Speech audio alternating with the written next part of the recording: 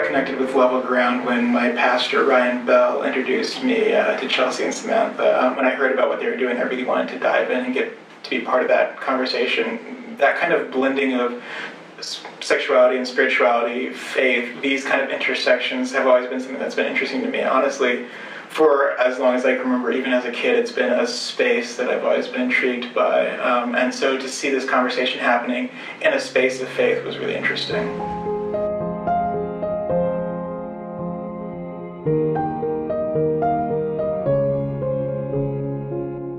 I think what intrigued me about the conversation, this kind of intersection of spirituality and sexuality, is that it doesn't get spoken about much. And as a kid, I always described myself as a quiet rebel. So if you weren't talking about it, I was going to be curious about it. I was going to want to find out more about it. I think it's interesting because there is so much sensuality in the Bible, actually, and we avoid it so deeply. And so I think as a kid, I always wondered why that avoidance.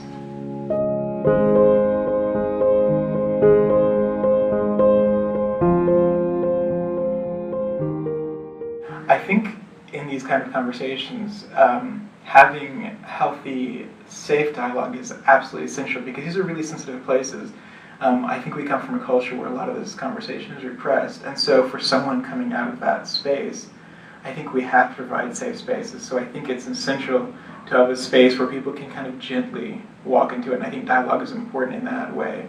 It allows a safe area for someone to walk in, say, this is where I'm at, this is where I'd like to grow. Can we have this conversation? Can we have this dialogue?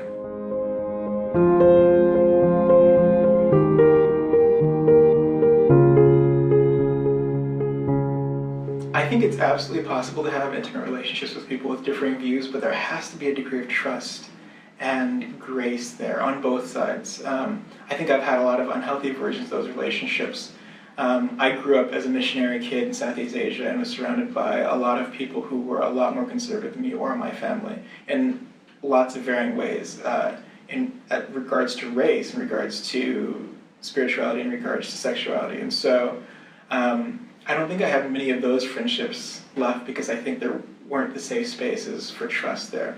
I think it's absolutely possible now to develop those kind of relationships, but I think it takes a lot of hard work and it takes a lot of honesty and sometimes pain to kind of work through those places. A place of being honest and being kind at the same time.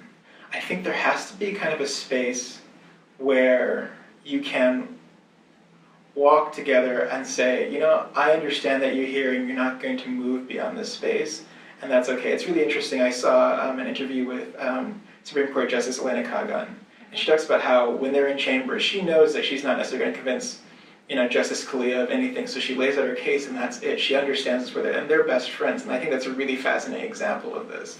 I don't think it always works. I think sometimes the person who's in a more vulnerable place has to be aware of their own safe space, and I think that's important, you know. You have to be able to give yourself room for protection, but I think beyond that there is a way to kind of walk together in a relationship.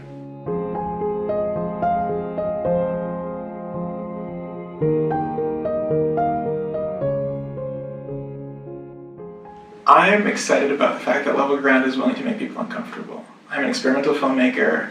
My work is all about making people a little uncomfortable, to nudge them, to get them to think. And so Level Ground is working on a lot of this, you know, territory. And I like the fact that they're willing to put out an array of work. When they put together their festival, there's a range of work. And I remember this last year with the festival, there was a lot of work that made me squirm. And I think that's a good thing. It pushes kind of our soft spots, the places where we think we may have grown and haven't grown enough, or the places where we haven't really thought about and buried.